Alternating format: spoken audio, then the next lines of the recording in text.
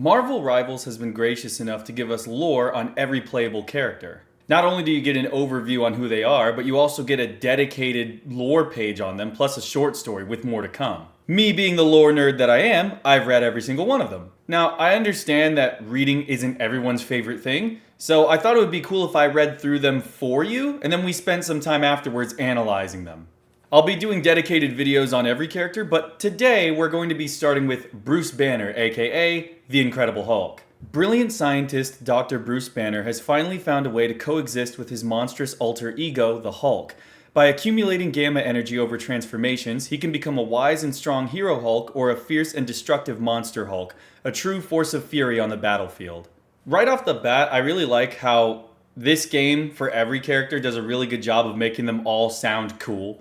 Because usually in a lot of these games, there's like a character that you're like, well, this guy's fucking lame. I don't want to be him.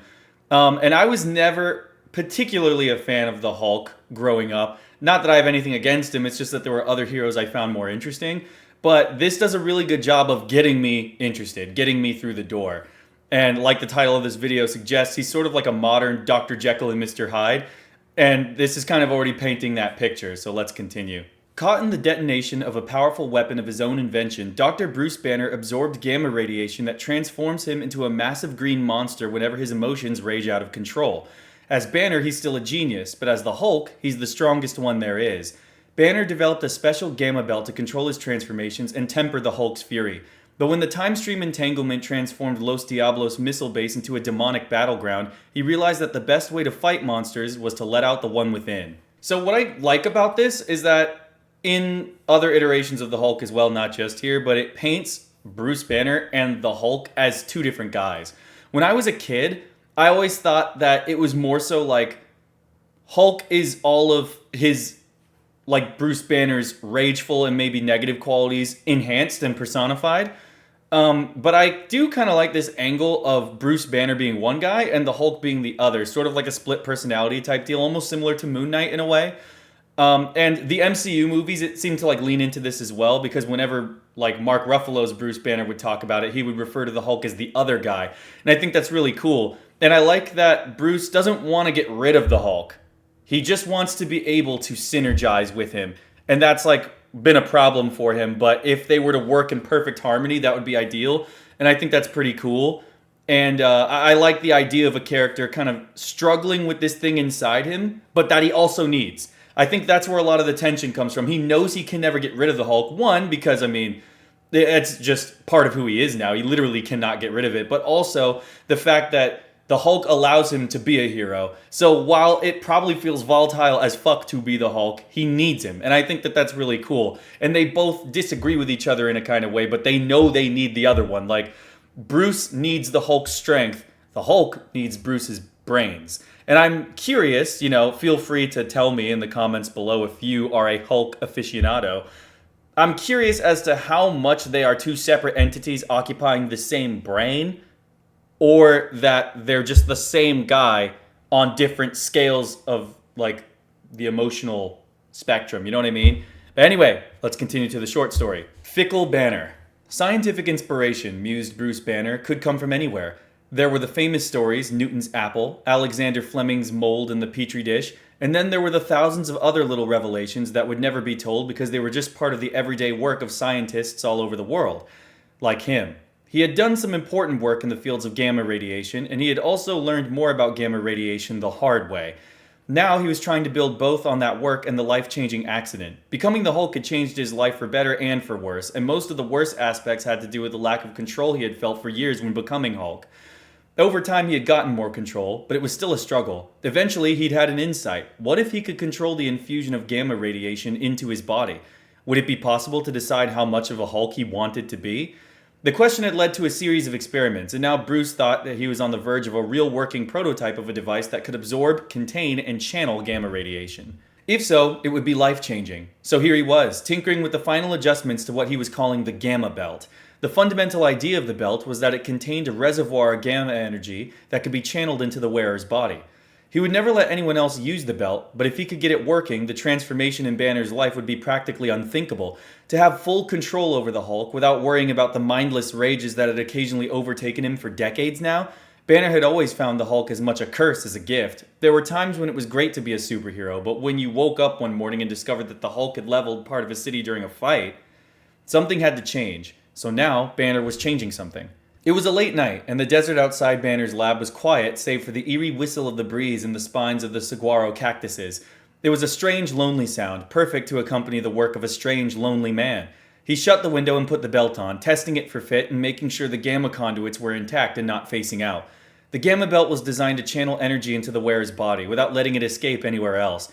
Banner had done this by lining the belt with conduits for the energy and insulating the conduits in every direction except the small seam where the belt was in direct contact with the wearer. In testing, with the belt tightened around a mannequin, the insulation had worked. Now he was going to find out if it worked on a real person. He tightened the belt and settled it into place around his waist. Then he tested the gamma detectors he'd placed around the lab, making sure they were active. He'd arranged them to pick up any stray energy released when Banner activated the belt to become the Hulk. It was going to feel strange to become the Hulk that way. For so many years, it had just been a sudden internal process. Now Banner was trying to systematize it, channel it, make it not quite so vulnerable to his emotional states. In a way, putting his transformation under the control of an external object felt like losing control over it, even though the whole point of the Gamma Belt was to have better control over the Hulk. And possibly to make him stronger. Banner had run the math hundreds of times, and it was possible the Gamma Belt would be able to create a stronger Hulk. What that would mean for him, Banner wasn't sure, but he was about to find out. He hadn't told anyone about the Gamma Belt, mostly because he didn't want to have a conversation about why he was building a device to do what he could already do. And the reason for avoiding that conversation was that Banner would have to admit that he wanted the belt to give him a kind of control over the Hulk that he'd never felt he could maintain. In other words, he didn't want to have a conversation about how he couldn't control the Hulk. Okay, he thought, time to see if I've solved that problem. He started a video camera set into one wall of the lab. Banner, Gamma Belt test. First go around with a full energy reservoir. He stepped to the center of the lab where he'd marked out a spot for the transformation. Earlier that day, he'd moved all the lab furniture and equipment away from it. Commencing, he tapped a control on the belt. Now. Lights on the belt flared to life as he poured gamma energy into the conduit encircling Bruce's waist. He felt the transformation like he always did, wrenching, painful, but also filling him with a sense of limitless power. Along with that came something even more important, ease. Where Banner was nearly crippled by anxieties about how other people felt about him, Hulk didn't care what anyone thought. He was Hulk. He looked around Banner's lab, then down at the belt around his waist. How did Banner design it so it didn't break? Don't need the belt, Hulk grumbled, but he knew Banner had designed the experiment to help him, so Hulk reluctantly went ahead to do the rest of the steps Banner had planned in advance. At least they sounded like fun. First, Hulk went outside the lab, trudging down a dirt road that led into a box canyon. Banner had set up instruments along one wall of the canyon. Hulk was supposed to stand at the other wall and clap. Banner thought he could measure Hulk's strength this way. Hulk just wondered what the belt would do. He stood by the canyon wall and looked at the instruments maybe 20 yards away. It was a narrow canyon. He took a deep breath, narrowed his eyes, and spread his arms wide. Hulk's clap usually caused a shockwave strong enough to break windows, flip cars, and send Hulk's enemies flying. But when he brought his palms together and heard the ear-shattering crack, he knew right away that his clap was different.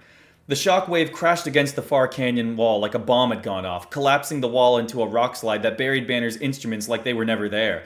Then the wave rebounded and knocked Hulk into the wall at his back, hard enough to stun him and bring thousands of tons of rock slabs crashing down on his head.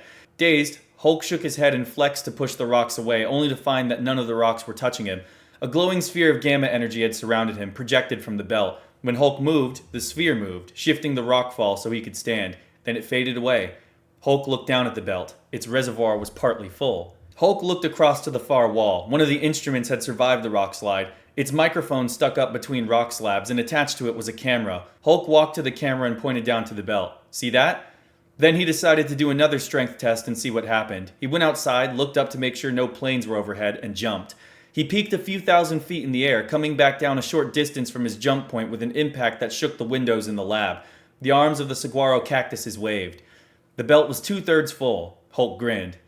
Now he was going to try something even harder. He picked up a car parked near the lab and threw it into the air in a high arc. Before it could land, he thundered after it, leaping as it fell and smashing a fist into it before it could hit the ground. The car exploded into hundreds of pieces, its gas tank rupturing in a ball of flame that Hulk fell through back to the ground. He roared as he landed, an exultant roar that echoed out over the empty desert. This was something Banner hadn't thought of. Becoming the Hulk, he had essentially given off enough gamma radiation to refill the belt, which in turn had fed the new radiation back into him.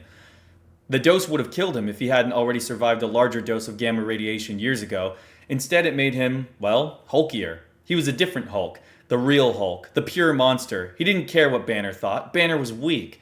Hulk would rub Banner's face in it once and for all.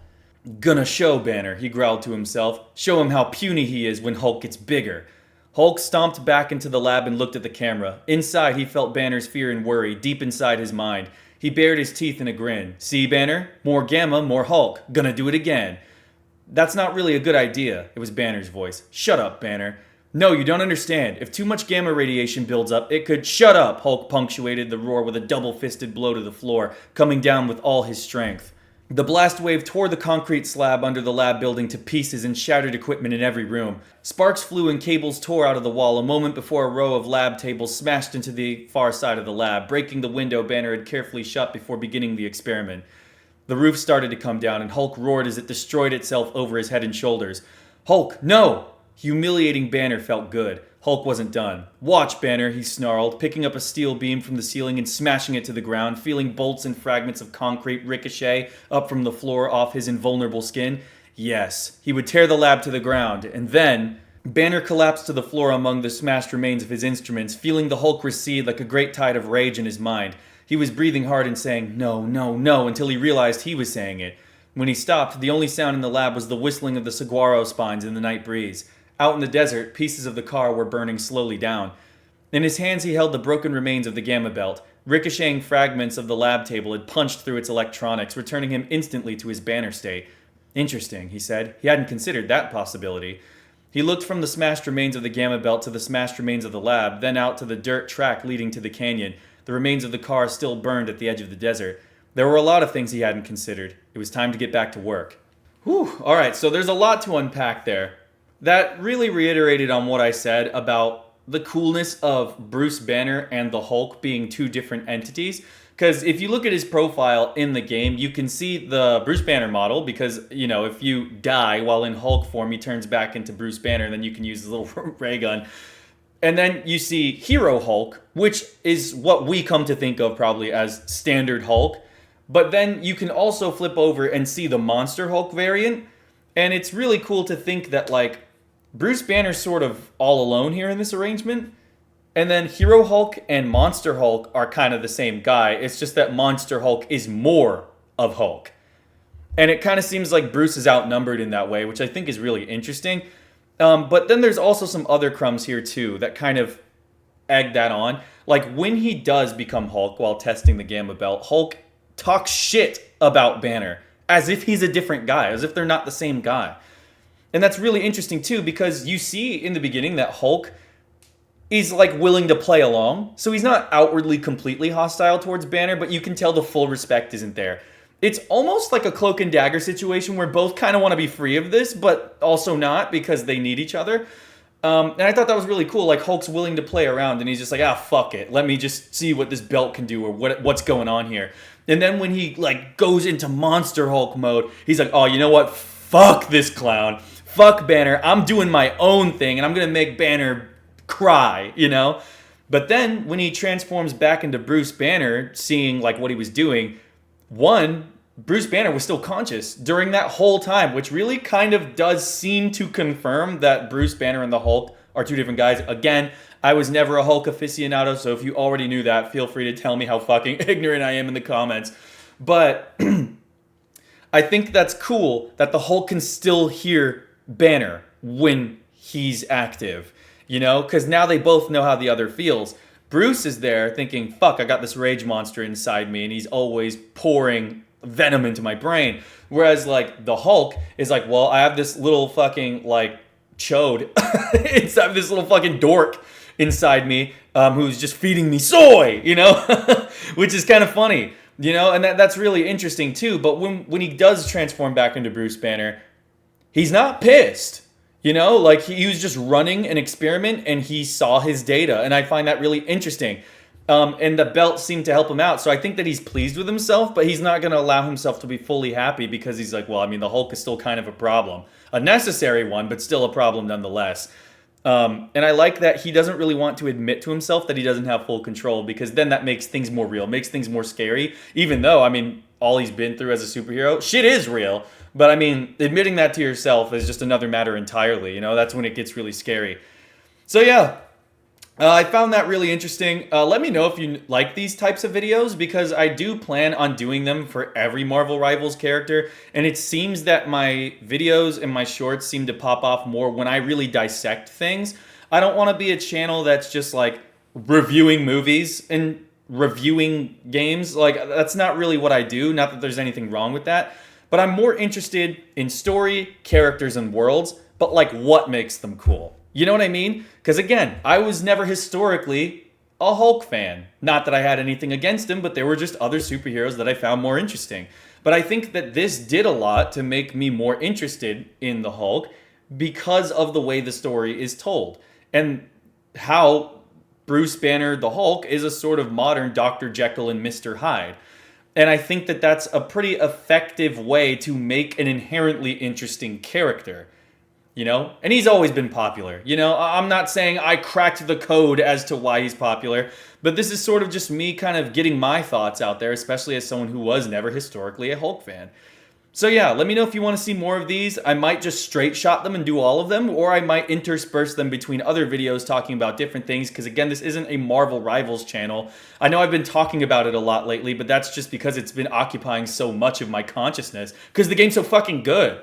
But yeah, with that, I'll see y'all later, and thanks for watching, man.